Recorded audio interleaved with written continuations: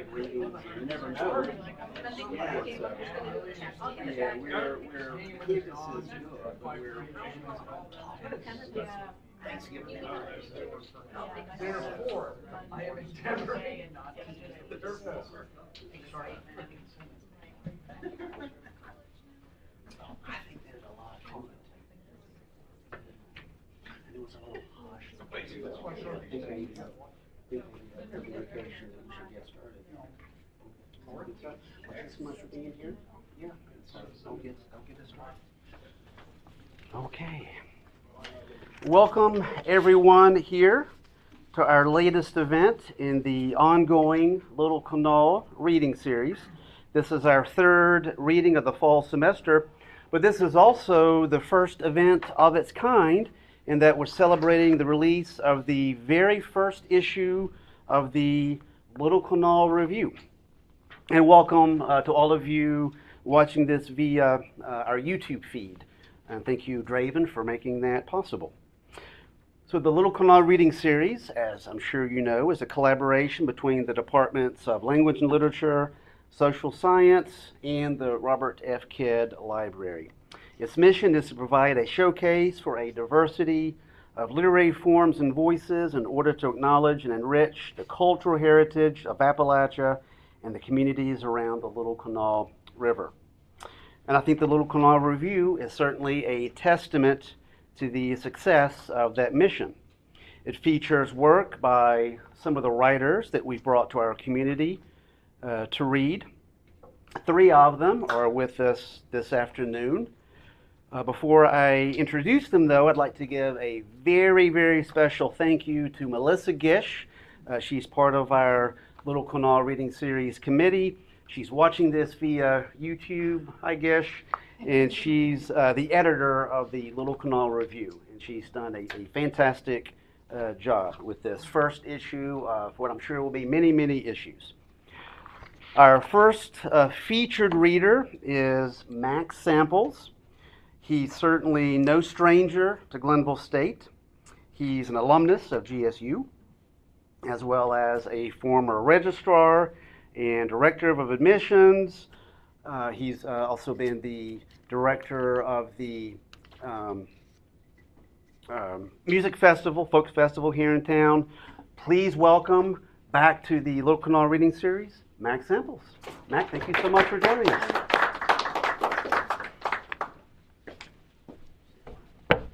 I'm very honored to be here and glad to see some folks out. And I'm going to read from 2 of my novels, very briefly from both of them. But I've always been told, back when I had a guy named S.B. Miller here for creative writing, he always said the hardest part of writing a novel is the first chapter. And Ernest Hemingway himself said he wrote the first chapter of The Sun Also Rises 17 times. So I'm going to read from the very beginning of both these novels. The first one is from this book called Sasebo. And those of you who don't know, I'm sure most of you don't, Sasebo is a city in southern Japan, right down on the very tip of Kyushu, the island of Kyushu. And I spent 2.5 years of my life there. So I decided I should write about it. And I guess I should preface this with one more sentence. I arrived in Sasebo, Japan when I was 19 years old, a child of rural Appalachia. And for the first time in my life, I saw what real sin was. Okay? So anyway, here's the way I started the novel. On August 1st, 1958, Mason McCabe, he's my main character, reported for duty at Fleet Activities Sasebo, fresh from Radio and A school in Bainbridge, Maryland. He was still feeling the effects of his long journey when he walked up to the main gate of the base. Mason had left his home in Monterey, Virginia just 8 days before. He had shuffled on and off airplanes, buses, and trains for 7,000 miles. He had been in and out of taxicabs more times than he could count. Even though he was not sure what was in store for him at his new duty station, he was just happy to be at the end of his journey. The final leg of his journey had been an exciting ride from the Sasebo train station in a tiny taxicab. During the 10 or 15 block jaunt, he had observed that Sasebo was a teeming city. The streets were crowded with every conceivable mode of transportation, but mostly bicycles. There was seemingly neither rhyme nor reason to the traffic flow. It looked like mass confusion. Mason had heard some stories in the transit base at Yokosuka about Japanese taxi drivers, but he was not prepared for the mad dash through downtown Sasebo. Even though he was a little shaken, he got out of the cab smiling. He walked up to the main gate with his sea bag on his shoulder and his AWOL bag in his right hand. A highly polished Marine stepped out of the shelter at the gate to meet him. Mason set his AWOL bag on the ground and stooped to fish for his orders. The Marine looked at him and said, "You could have ridden the cab on in, you know." "No, I didn't know," said Mason, "but thanks for the tip." That was the first few paragraphs of the first chapter. And this book has not sold well regionally, obviously, because nobody knows what Sasebo is, but it's done pretty well, actually internationally. And my second reading comes from a book more in line with what we're doing around here with this reading series, I think. It's called The Tribulations of Sarah Ann Legg. And this is a story that come out of Clay County. And this is what I would call a historical novel, because most of this is based on exact fact. Where did I get the idea for that novel? Well, there's an old folk ballad called The Death of Jake Legg, which was her husband. And I heard that on the stage up here at the Folks Festival, and they sang the ballad, and I made a mental note of that. And then, interestingly enough, when I went to Clay County in 1995 to be extension agent down there, I asked the prosecuting attorney if he knew about the Sarah Legg trial, and he said, "I not only know about it, I have the transcript." I said, "I'd like to have that." So based on that, I wrote the Sarah Ann Legg novel. And one of the things about the first chapter, writing the first chapter, what happens many times in a novel, I've done 6 of them, you get further over in the book and you go a direction you don't think you're going to go, and it makes your first chapter wrong. So you got to go back and do that over again. So that's what it amounts to. But I tried to portray in that first few paragraphs the idea that Sarah Legg and her husband Jake was not an American native heaven. I tried to convey that very subtly in the first chapter. So it starts like this. Jay Legg was up way before dawn. He made him some fresh coffee and managed to find some bread in the cupboard. He browned 3 slices on top of the stove, put a little honey on them, and gulped it all down. He put on his warmest clothes. He had poured some coffee in a glass jar and started to leave. Sarah Legg rose up in her bed and spoke. "Are you running the river today?" "Yes, I am," he replied. "I will probably be going 3 or 4 days. You keep them kids fed and warm while I'm gone. At least you can do that." Sarah did not reply, just slid back under the covers and went back to sleep. Jay arrived at the raft just as he was light enough.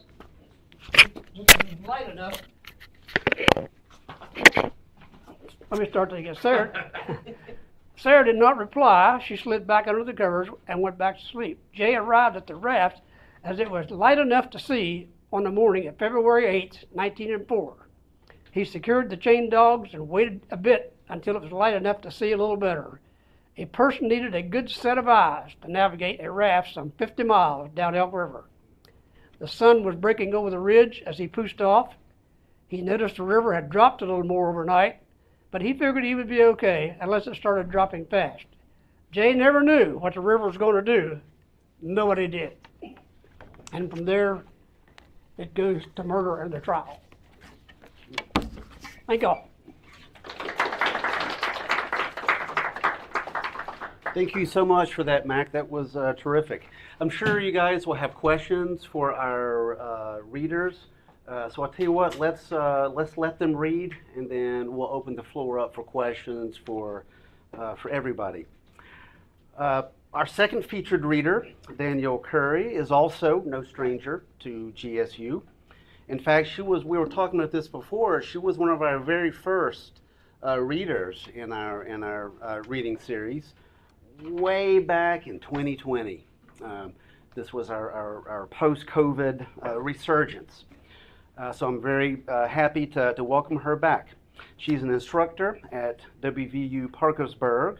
She's the editor of the literary journal Heartwood, a widely published writer. Please welcome Danielle Curry.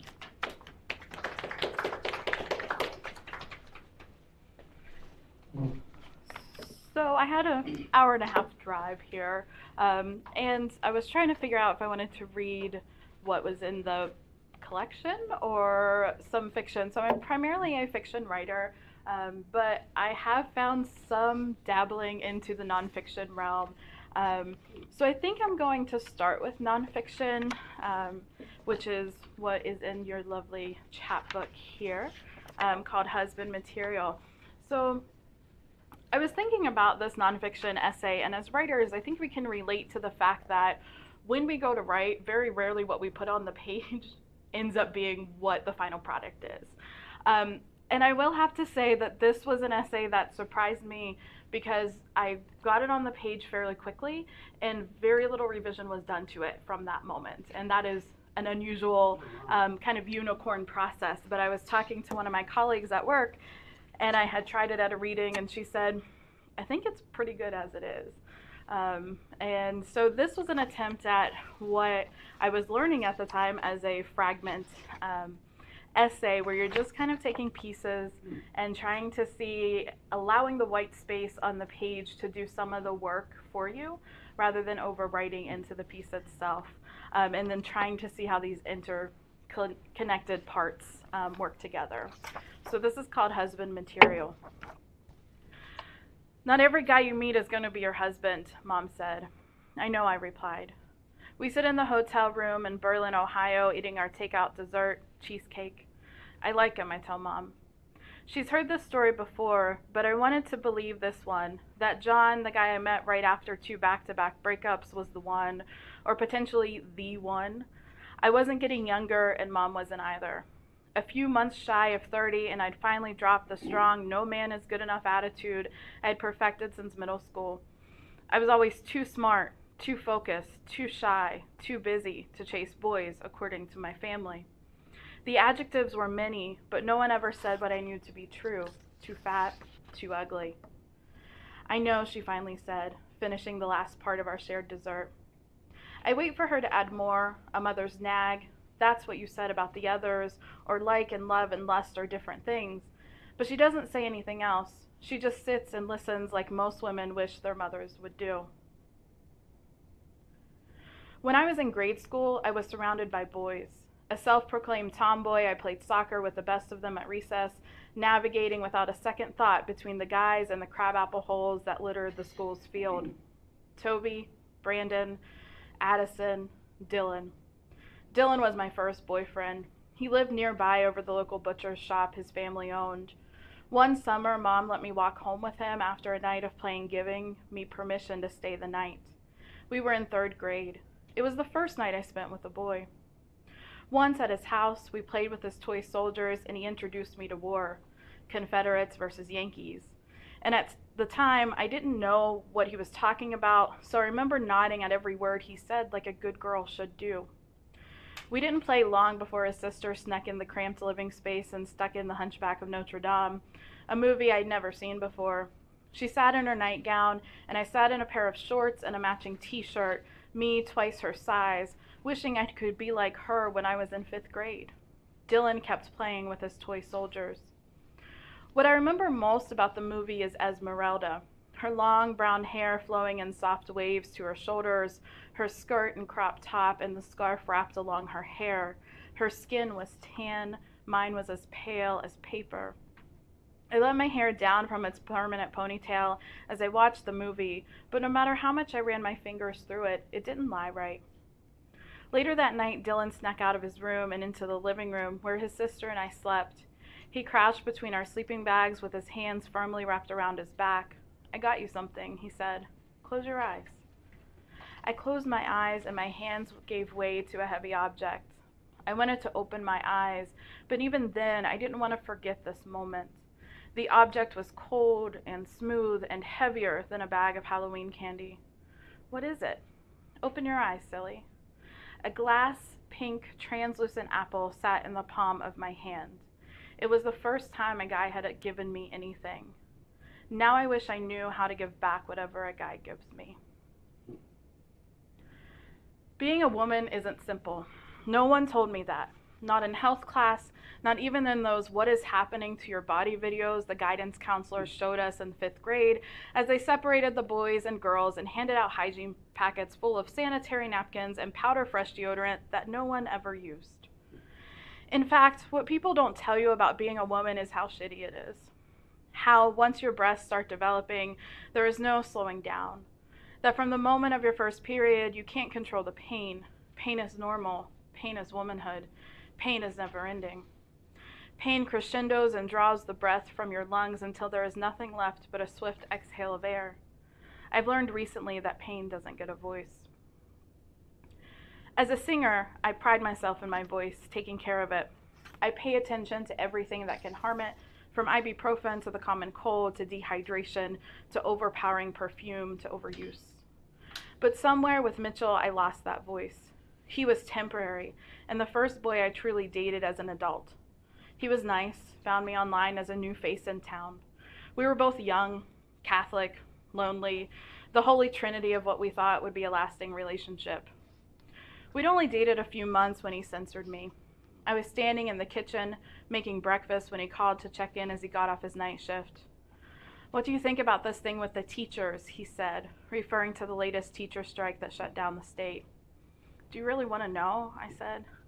I scraped at the eggs in the pan, creating curds, trying to formulate a proper answer, thinking about what would keep him happy, as I had done since he told me he had voted for Trump, and I had told him that I was a birth control-taking, pro-choice, gun control-seeking liberal Catholic. "You know they're doing this for everyone." "You, me, all state employees," I said. "Give them a break." "If it was anyone else, their asses would be fired," he said. I couldn't do that with my job. They'd send me packing. I agreed with him because it seemed like the right thing to do. As I sat the phone down on the counter, I tried not to erupt into what I really wanted to say. The teachers can walk out for those who can't, and rub in the fact that I, once again, had proven a point. He never liked when I challenged him. A week later, while we sat at the bar, he drank while I carted him around. He placed his hand over my mouth to silence me. He laughed. His friends scolded him. I let him do it and didn't leave immediately. Outside the hotel, horse-drawn buggies sit tethered at the nearby market while cars populate the space between. It's a blending of cultures. But I wonder if it's more like a population banking on the ideas of wholesomeness and simplicity, not realizing that they don't exist anymore. Mom throws a dessert container in the trash. I want to ask her more about guys, about dating, about everything we've never quite talked about when it comes to being a woman. But I don't. I'm not sure if it is the shame or embarrassment that keeps me from speaking up. Good girls don't speak of their curiosity. My grandmother's ghostly voice echoes in my ears. So instead, I remain silent. Silence is powerful, yet overpowering. In music, we don't step on the rest. We let the silence be as powerful as the notes that build poco a poco into a swell of sound before the sound is stunted again by silence. However, sometimes a singer holds on to a note longer because they just don't want to let go of the rush they may never get again. Thanks.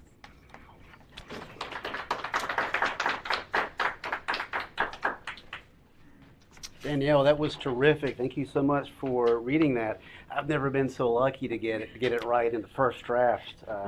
Some of my poems, I think, are on draft 20, 30. So, yeah, that was amazing. Well, our third featured reader is GSU's own Marjorie Stewart.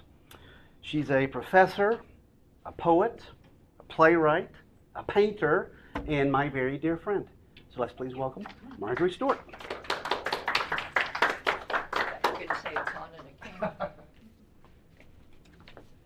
Hey, good evening, good afternoon, whatever it is. I'm going to read three relatively short poems from my collection, which is no longer called something about Route 33 East, US Highway 33 East Revisited. I've decided that's not a good title. So it has a new title, and I don't know what it is yet. But the first poem has a title that's still remains. Pickle Street. I want to live where strong, kosher pillars hold up bread and buttered shingle roof, where I build my gherkin-sided farmhouse on the banks of the briny brine, spicing life with pepperoncini, smuggling kimchi, pickling peppers just like Peter, pickling by the peck. I want to live in Pickle Street, unincorporated though it be. I want to live in Pickle Street out on Highway 33. I want to live in Pickle Street. It's Pickle Street for me. Okay. The second poem is a three-part poem. It's called The Curse of the White Pickup. I like doing the Roman numerals to divide a poem into segments. That way it's not as frightening on the page, for one thing. 1. It squeals out of a side road, spewing mud and gravel. I brake, anticipating acceleration. He's in a hurry, right? He isn't. He doesn't. Accelerate, that is. I slog along behind him, eyeing the load with everything but Granny Clampett in a rocking chair. Nothing seems tied too tightly as I make straight the curves of Route 33, rushing toward that dotted line that allows me to pass, safe from debris, able to accelerate away from that white pickup. 2. Silverado, why don't you go a little faster? I'm longing to pass you, but there's no break in the line. Silverado, you know you ain't even silver. The mud on your whiteness is driving me mad. Silverado, why don't you use the gas pedal? Push it to the metal so I won't be late.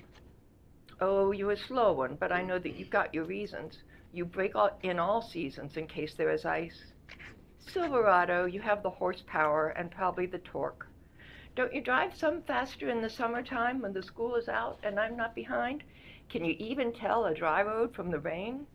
Silverado, you'd better work your right ankle. Your pokiness rankles and drives me insane. 3. They're different on the interstate, the white pickups. Clean, new, shiny, with logos of gas and oil companies on their doors. Crew cab dualies with no crews in sight. Double rear wheels which will never climb the trail to the well site. These white pickups do accelerate. They pull up on my bumper and impatiently swing around me, racing towards the next car, crawling along at 80 miles per hour. They swing around that one and the next, eager to reach those fracking sites where they won't even pull in. Too much dirt for those white pickups. And my last poem is called Stewart Creek. I am coincidentally named Marjorie Stewart, and I live in an area of Glenville called Stewart Creek. Stewart Creek. Home to the Stewart Creek stables, Stewart Creek Church, and me. For years it was a place to live. Then I noticed the signs, thought it a coincidence. Soon I became the steward of Stewart Creek, where golden delicious apples fill pies with homemade crust and quarts of applesauce, but blisters from the ricer remain. The garden grows as I annex the back 40 for peppers, squash, and zinnias, a well-stocked freezer, 2 warm dogs, and now an address that feels like home, away from home. Thank you.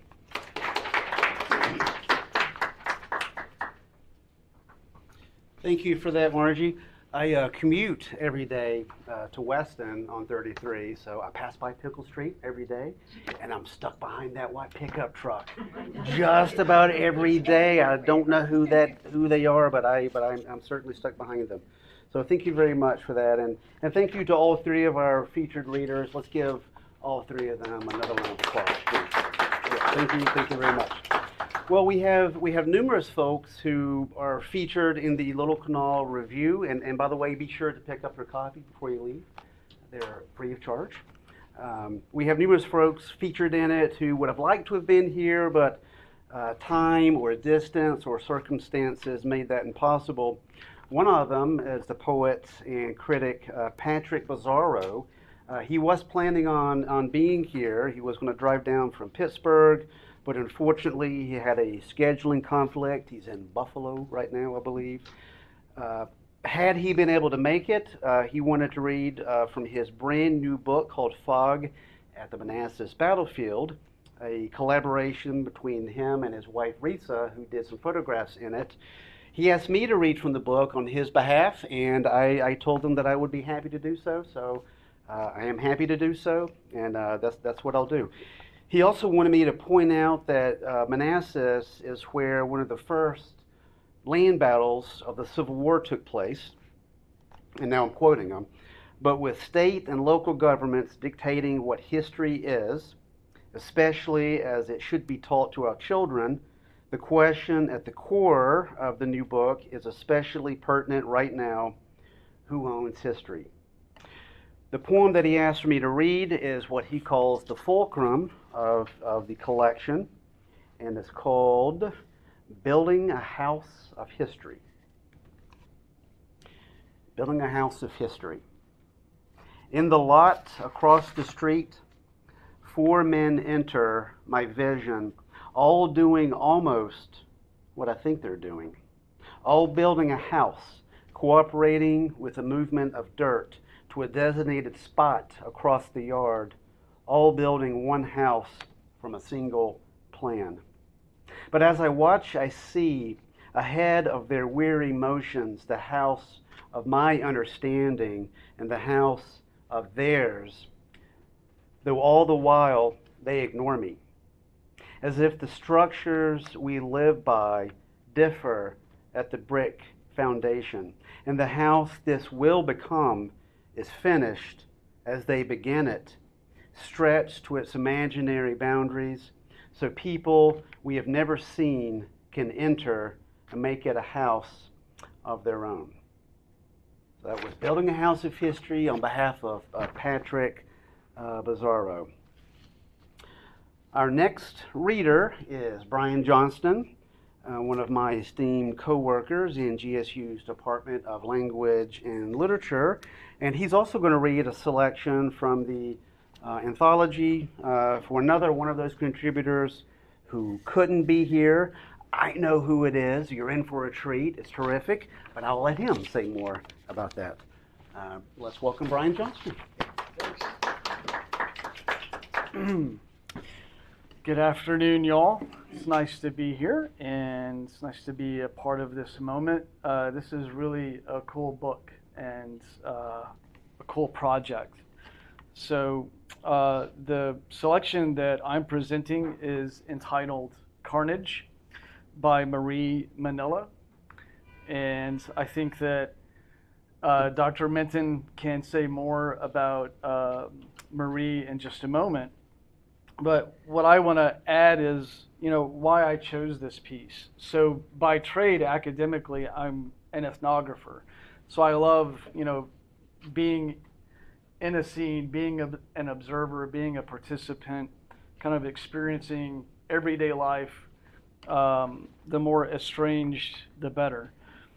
And so this piece really got my attention because it has awesome detail. It could be any of us at any moment. It's very cool.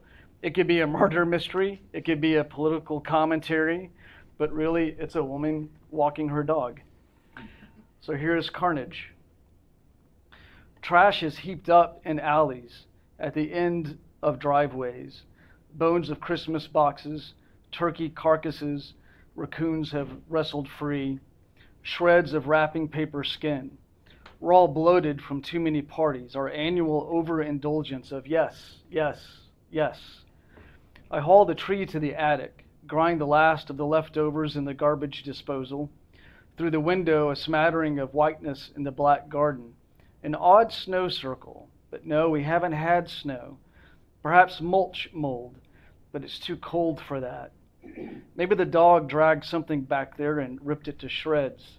She does that. Tissues, little boxes, stuffed toys, a carnivorous instinct redirected. I hate what I find. Bird feathers. Perfectly plucked, some downy, some slick, with the opalescent sheen of a pigeon. No hint of head or clawed foot or angled wing.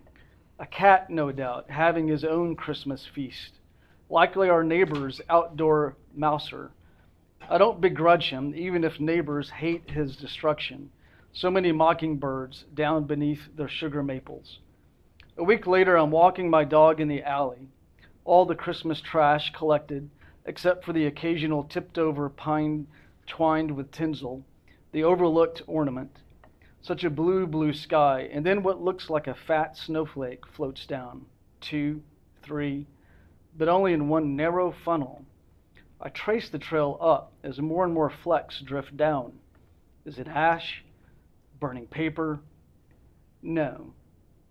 They're feathers, downy small ones, and I followed the flume to a bird perched atop a telephone pole, preening, I think, loosening a few feathers in the process, but then larger feathers sail down, the ones necessary for flight. Too many for that bird to soar again, and then I understand. It's a hawk plucking its prey clean, getting to the hidden feast. I stop to confirm the hawk's beak, forgetting my dog, who wanders ahead, dragging her leash. She pauses, and her eyes ask, why have I stopped? If she should come back.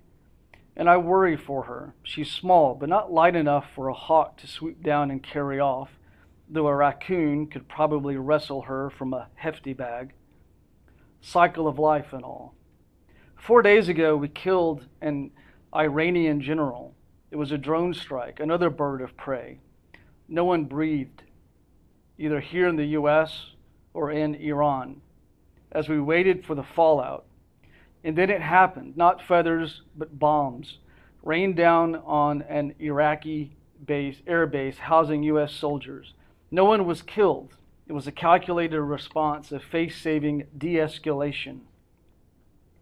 3 years ago, after another Christmas, I found a drone in my backyard, a spidery thing with 4 propellers, a kid's toy like something out of Star Wars. I imagine the frantic children roaming the streets and alleys for their lost gift, a father growling behind them at the expense, the waste. So I hauled it to the end of my driveway where it might be more easily found.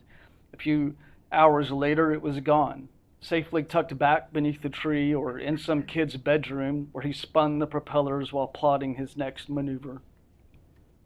Here in this alley, it stopped snowing feathers.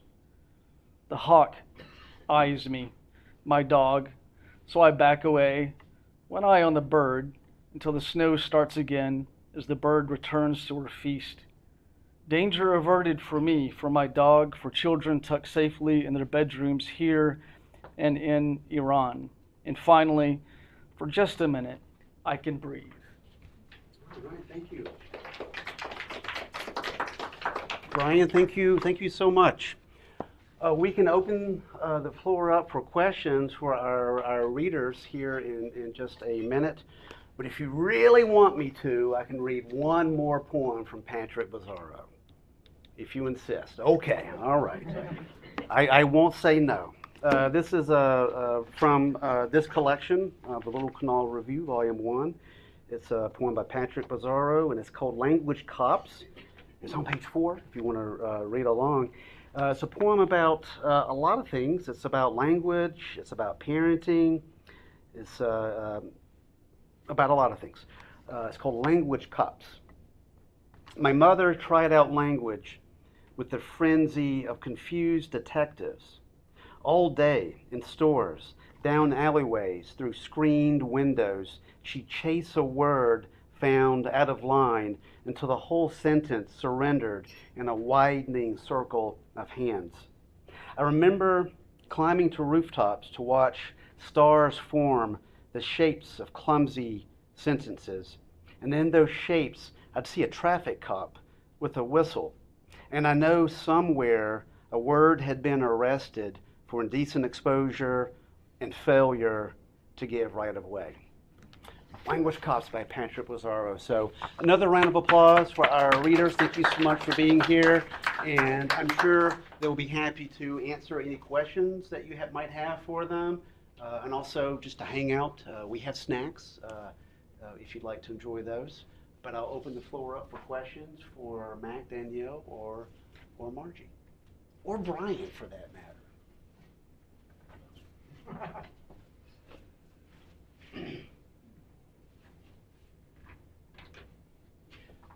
Well, I'll ask Mack a question. I don't know if you want to give it away, but I had never heard of the trial that you were referring to. Okay. I'd love maybe not a spoiler, but just a little bit more about what actually happened. I've never heard of this. Well, in 1904, there was a very famous trial occurred in play because it was the first woman ever tried for murder. Oh, wow.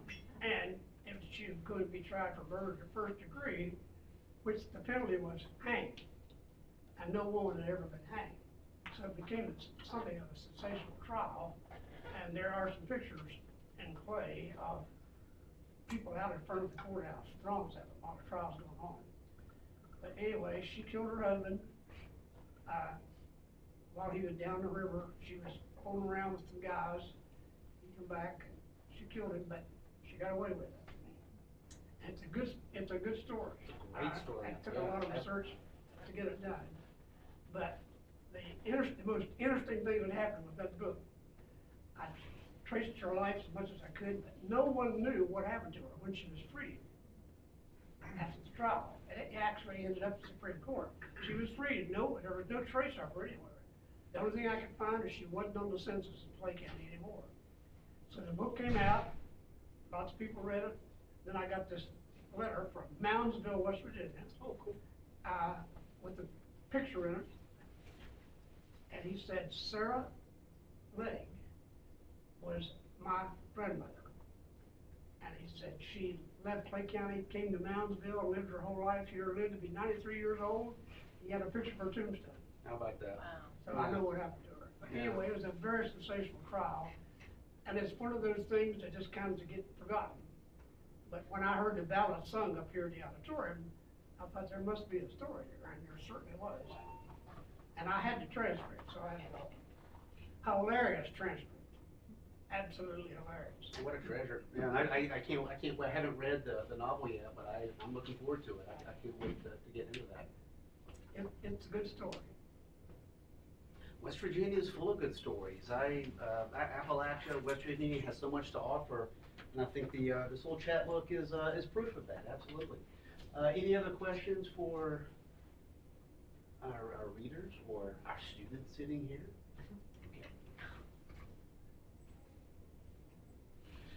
I'd like to make a comment about unknown stories in West Virginia. Please do. In 1894, in Webster County, a little town called Boggs, there was a face-to-face shootout, which was almost as big as the OK Corral, but nobody knew anything about it. I stumbled onto it and researched it, and I wrote a book about it called 23 Shots. And what happened was, in the post office in Boggs, 20 by 20 building, 3 guys on one side, 2 on the other, shot it out face to face. Everybody got hit, 2 of them got killed, but you never heard a word about it after that. Unbelievable. Yeah. Well, thank you for bringing these stories to light. There's a lot of it here. Absolutely. Well, thank you all so much for being here. Hang out a little bit longer with us and have some snacks. Pick up a copy of the chapbook, and thank you so much for being here.